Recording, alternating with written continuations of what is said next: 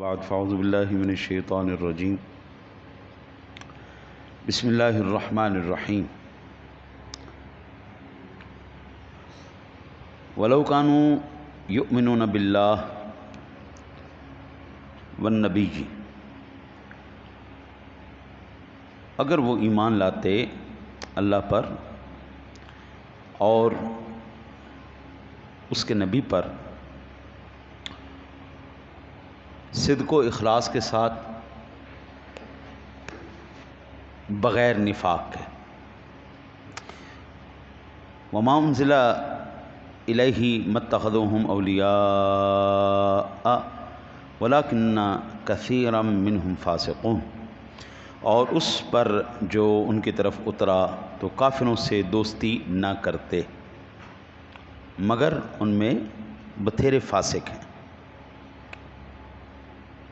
اس سے یہ بات ثابت ہوئی کہ کافروں کے ساتھ دوستی کرنا یہ علامت نفاق ہے، منافقت کی علامت۔ اللہ اور اس کے رسول صلی اللہ علیہ وسلم جو ہیں وہ ہمارا ظاہر بھی پرفیکٹ دیکھنا چاہتے ہیں اور باطن بھی۔ انسان کے اندر جو ہوگا نا جی، وہی اس کی شخصیت میں باہر نکلے گا۔ پھر فرمایا لَتَجِدَنَّ أَشَدَّ النَّاسِ عَدَاوَةً لِلَّذِينَ آمَنُوا الْيَهُودَ وَالَّذِينَ أَشْرَكُوا۔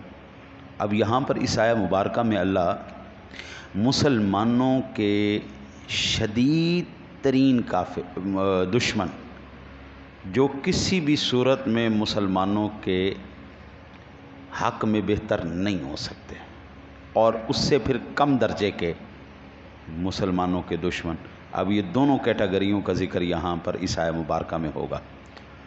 فرمایا لَتَجِدَنَّ أَشَدَّ النَّاسِ عَدَاوَةً لِلَّذِينَ آمَنُوا الْيَهُودَ وَالَّذِينَ أَشْرَكُوا، اور ضرور تم مسلمانوں کا سب سے بڑھ کر دشمن یہودیوں اور مشرکوں کو پاؤ گے۔ اب یہ اللہ نے لام تاکید کا ہے، اور تاکید کا مطلب ہوتا ہے یہ ضرور، یہ اور کوئی دشمنی کرے یا نہ کرے، یہ پارٹی لازمی دشمنی کرے گی۔ بڑی تاکید کی بات ہے۔ اچھا جی، دو دشمنوں کے بارے میں بتایا جو کبھی دوست نہیں ہو سکتے، ایک یہودی اور دوسرا مشرک۔ پھر اب تیسری کیٹیگری فرمایا لَتَجِدَنَّ أَقْرَبَهُم مَوَدَّةً لِلَّذِينَ آمَنُوا الَّذِينَ قَالُوا إِنَّا نَصَارَىٰ، اور ضرور تم مسلمانوں کی دوستی میں سب سے زیادہ قریب ان کو پاؤ گے جو کہتے ہیں ہم نصارہ ہیں۔ اچھا جی، اب تیسری جو کیٹیگری جو تھوڑا سا کم درجے کا دشمن ہے، وہ ان کا ذکر کیا جا رہا ہے، وہ نصارہ ہیں، عیسائی۔ اس کے بعد میں عرض کرتا ہوں آیہ مبارکہ پوری کر کے، ذَلِكَ بِأَنَّهُمْ قِسِّيسِينَ وَرُهْبَانًا وَأَنَّهُمْ لَا يَسْتَكْبِرُونَ، یہ اس لیے ہے کہ ان میں عالم اور درویش ہیں، یہ غرور نہیں کرتے۔ غیر مومن میں تمام آدمیوں سے زیادہ مسلمانوں سے عداوت رکھنے والے ان یہودیوں اور مشرکوں کو پاؤ گے، اور ان غیر مومن آدمیوں میں مسلمانوں کے ساتھ دوستی رکھنے کے قریب تر بنسبت اوروں کے ان لوگوں کو پائیں گے جو اپنے آپ کو نصارہ کہتے ہیں۔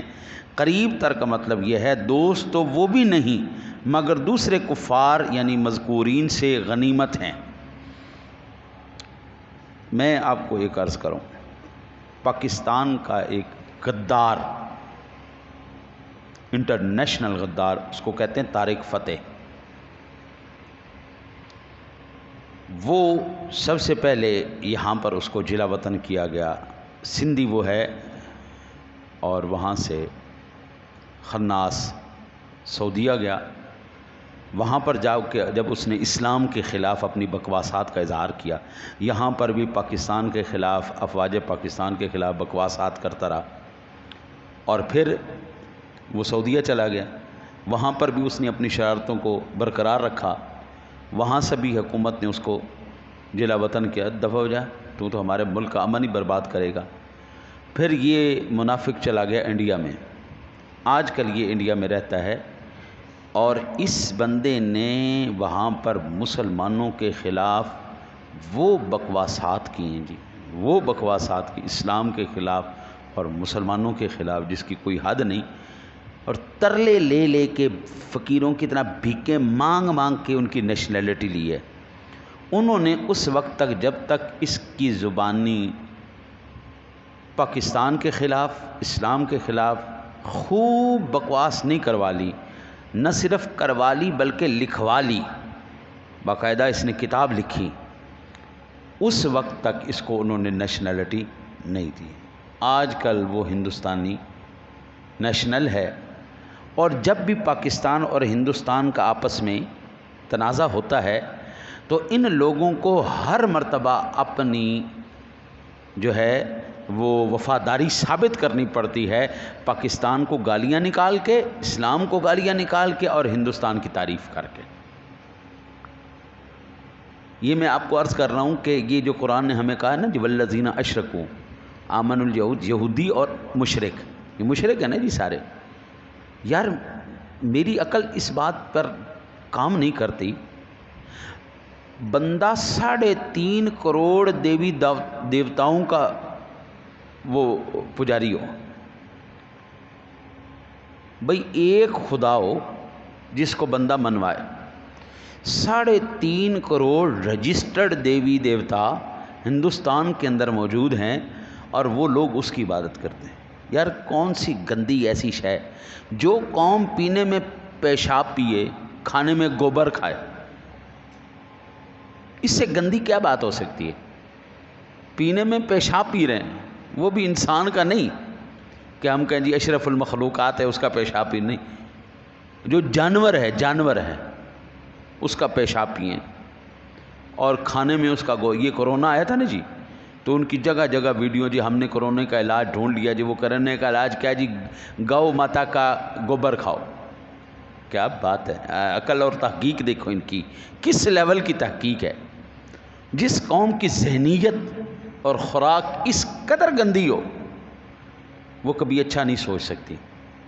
مسلمانوں کا اس وقت کیا حشر ہے ہندوستان کے اندر، کشمیر کے اندر مسلمانوں کا کیا حشر ہے؟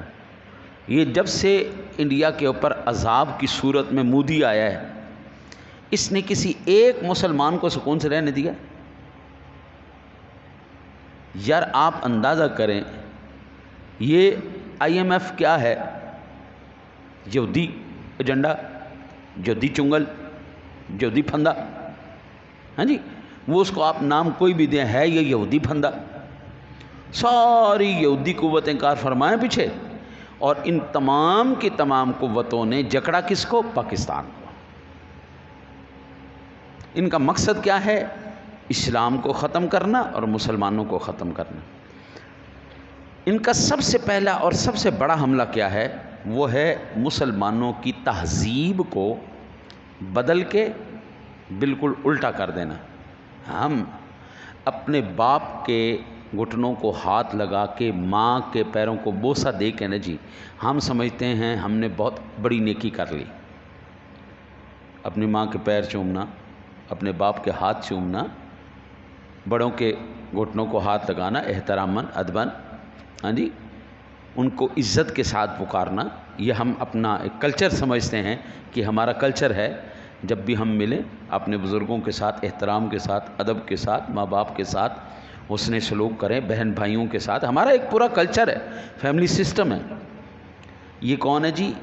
یہ میری چچا زاد بہن ہے، یہ میرا چچا زاد بھائی ہے، یہ میری پھوپھی زاد بہن ہے۔ ہم تو وہ دوسرے الفاظ سے بلاتے ہیں، ہمارے پنجابی ہم کہتے ہیں پتریر ہے، ہم کہتے ہیں ملویر ہے، ہم کہتے ہیں مسیر ہے، ہاں جی، ہم تو اس طرح بلاتے ہیں، وہ ڈیفائن ہو جاتا ہے جی۔ ملویر ہے جی ماموں کا لڑکا ہے جی، پتریر ہے جی چچا کا لڑکا ہے یا تایا کا لڑکا ہے، ہاں جی، پھوپھیر ہے پھوپھی کا لڑکا ہے جی، ہاں جی، اس طرح چچی زاد بہن، چچی زاد بھائی، ہاں جی، چچا زاد بھائی، اس طرح ہمارے ایک رشتے، ایک کلچر، ایک فیملی ہے۔ سب سے پہلے انہوں نے اس فیملی سسٹم کو تباہ کیا، آؤٹ کر دو، ختم کرو، کوئی فیملی سسٹم نہیں، انفرادی ہونا چاہیے، ہر ایک کا گھر الگ ہونا چاہیے، کوئی جوائنٹ فیملی کا تصور ختم کر دو، ادب احترام ختم کر دو، وہ بھی تمہاری طرح ہے تم بھی ان کے۔ یہ ہمارا تصور سب سے پہلے ہمارا جو یہ فیملی کلچر تھا نا، یہ انہوں نے ختم کر دیا۔ آج پاکستان میں آج دیکھ لیں ہمارا فیملی سسٹم، اور آج سے 50 سال پہلے دیکھیں آپ کو زمین آسمان کا فرق نظر آئے گا کہ ہمارا فیملی سسٹم فل ٹائم تباہ ہو گیا۔ دوسرا، تعلیم ایسی دو جس تعلیم کے اندر اسلام کا کوئی نام نہ ہو، تصور نہ ہو۔ جتنا بڑا آدمی پڑھا لکھا ہوتا جاتا ہے، یہ جدید تعلیم کی بات کر رہا ہوں، اتنا اسلام سے دور ہوتا چلا جائے گا۔ اسلام کے اندر جہاد کی کیا حیثیت ہے آپ لوگ بتائیں بھائی؟ اسلام کے فرائض میں ہے یا نہیں ہے؟ اسلام کی بنیادوں میں ہے نا جہاد۔ تو لو جی، سب سے پہلے انہوں نے جہاد کا تصور اس ایلیٹ کلاس کے سر سے نکال دیا، ختم کر دیا۔ جہاد کا تصور ہی ختم کر دو۔ وہ سلطان صلاح الدین ایوبی نے جی، اس کے زمانے کے اندر جب اس کا صلیبیوں سے مقابلہ ہوا تو صلیبی بلائیں تھیں، 40 سال کے، 35 سال کے، 50 سال کے جنگجو لوگ تھے، اور بڑے زبردست قسم کے ماہر جنگوں میں۔ یہ کوئی معمولی لوگ تو نہیں تھے نا، صلیبی بڑے جنات تھے۔ سلطان صلاح الدین ایوبی کی جو افواج تھیں، ان میں زیادہ تر نوجوان لڑکے جوان یہ تھے، بوڑھے بڑے عمر کے کم تھے۔ جب ان کا آپس میں میدان کارزار میں وہ رن لگتا تھا، جب جنگ لگتی تھی، تو اس وقت کیفیت یہ ہوتی تھی، مسلمانوں کے چھوکرے نوجوان لڑکے وہ ان کے بڈھے تجربہ کار لوگوں کے پرخچے اڑا کے رکھ دیتے، ایسی کی تیسی پھیر کے رکھ دیتے۔ بڑے پریشان ہوئے، انہوں نے جاسوس بھیجے، انہوں نے کہا کہ اس قوم کا پتہ کرو یار، یہ قوم جو ہے جس وقت میدان جنگ میں اترتی ہے، اس سے خونخوار تو قوم ہی نظر کوئی نہیں آتی۔ یہ کیا ان کے پاس کون سی ایسی قوت ہے، کون سی سپر پاور ہے؟ ان کے پاس وہ ٹیکنالوجی بھی کوئی نہیں، وہ ہتھیار بھی نہیں ہے جو ہمارے پاس ہیں، وہ تجربہ کار جنگجو بھی نہیں ہیں جو ہمارے پاس ہیں، لیکن یہ ہماری تو تباہیاں اڑائی جا رہے ہیں۔ کیا ایسا ان کے پاس قوت ہے؟ تو جاسوس جب بھیجے گئے، انہوں نے جب خیموں کے اندر ساری ریکی کی اور رات کو مسلمانوں کی فوج کی ریکی کی، تو پتہ چلا جی یہ قوم ساری رات کھڑی ہو کے نمازوں میں قرآن پڑھتی ہے اور اپنے گناہوں کی معافی مانگتی ہے، اپنے رب سے رو رو کے دعائیں کرتی ہے، فتح و نصرت اور کامیابی کی یہ قوم دعائیں کرتی۔ انہوں نے جناب کہا کہ جس قوم کی غیرت زندہ ہو،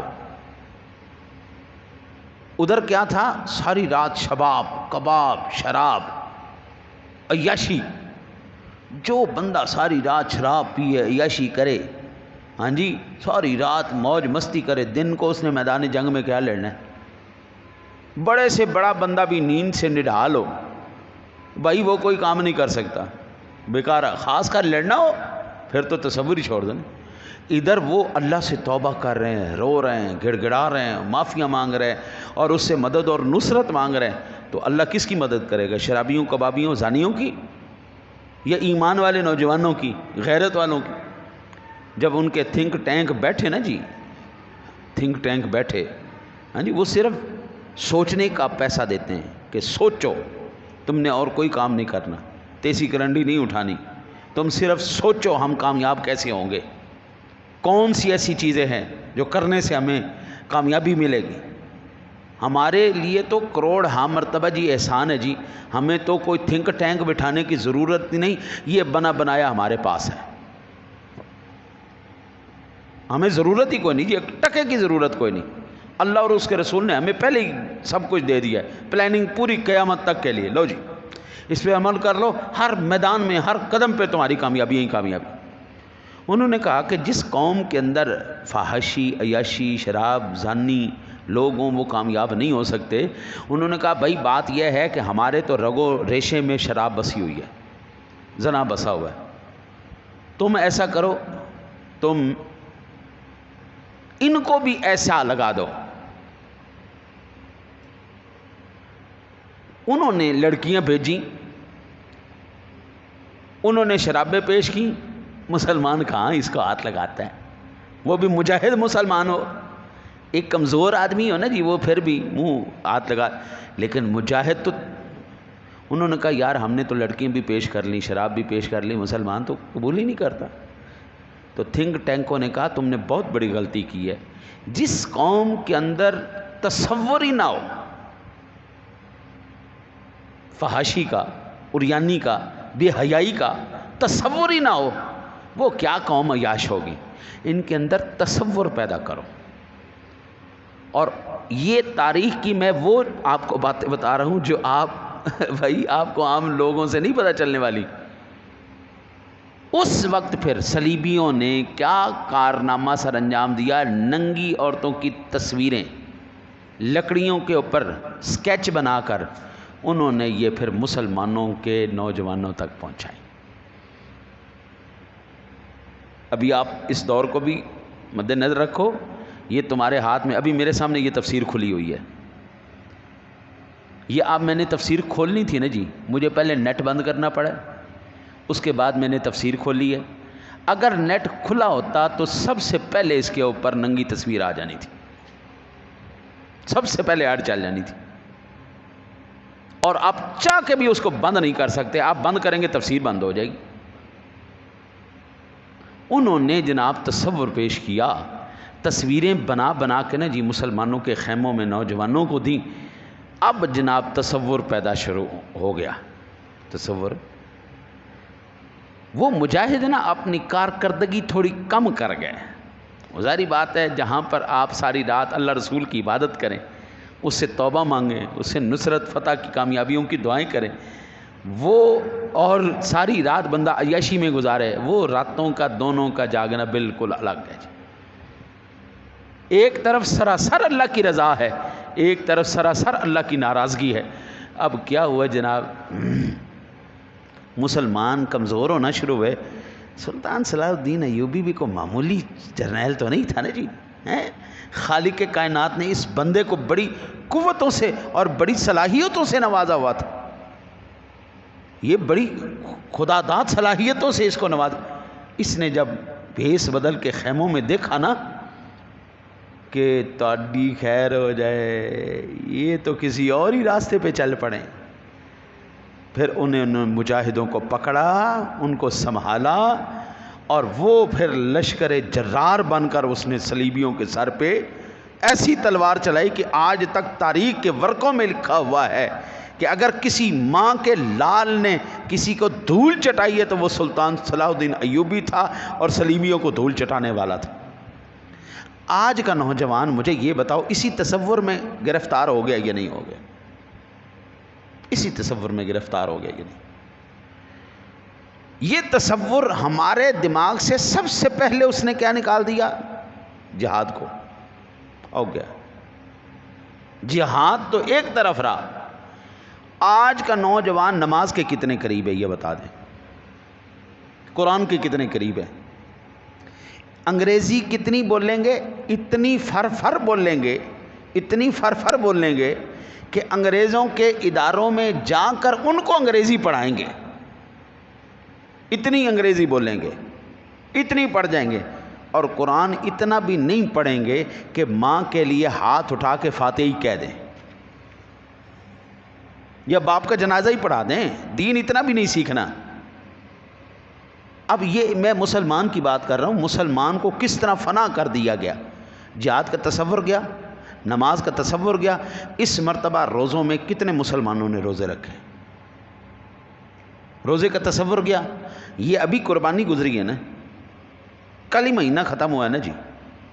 اس سال کتنے لوگوں نے قربانی کی؟ قربانی کا تصور گیا، مادیت اندر آئی. اب مجھے یہ بتائیں یہ کارنامہ کس کا ہے؟ یہ میرے سامنے قرآن ہے. قرآن کہتا ہے یہ یہودیوں کا کارنامہ ہے اور مشرکوں کا کارنامہ ہے. دو جی یہ ہے جی آج کا سبق. اگر اسی پہ بولوں بہت وقت ہو جائے گا. میرے لیے اتنا ہی کافی. اگلا حصہ انشاءاللہ زندگی رہی تو کل میں عرض کروں گا. اب میرے لیے اور میرے جیسے ہر ایک مسلمان کے لیے اللہ کا پیغام ہے، اب بھی سمجھ جا، ابھی دیر نہیں ہوئی۔ وہ کیا کہتے ہیں، صبح کا بھولا شام کو گھر آ جائے تو اسے بھولا نہیں کہتے۔ کوئی بات نہیں، ہم سے یہ غلطی ہو گئی ہے، ہم چھوڑ دیں اس کو، دوبارہ ادھر آ جائیں۔ اور خدا کی قسم میں کہتا ہوں، اللہ کی قسم ہے، مجھے رب کعبہ کی قسم ہے، اگر پوری دنیا میں پاکستان اور پاکستان کے مسلمان کائنات کا تاج بن کے نہ ابھرے نا تو بات ہوئی۔ اور لیکن اگر اب بھی نہ سنبھلے تو پھر بابو یاد رکھنا، وہ کیا کہتے ہیں، وہ ذکر بھی نہ رہے گا، وہ بات بھی نہیں رہے گی، وہ قصہ بھی نہیں رہے گا تمہارا قصوں میں، تمہاری مثالیں دینا دنیا چھوڑ جائے گی۔ جوانی تو وہ ہے نا جس کی مثالیں دی جائیں۔ آج تک ہم محمد بن قاسم کی دیتے ہیں مثالیں کہ نہیں؟ ہاں جی، اللہ سے دعا ہے اللہ آپ کو مجھے عمل کی توفیق عطا فرمائے۔ اللہم صلی علی سیدنا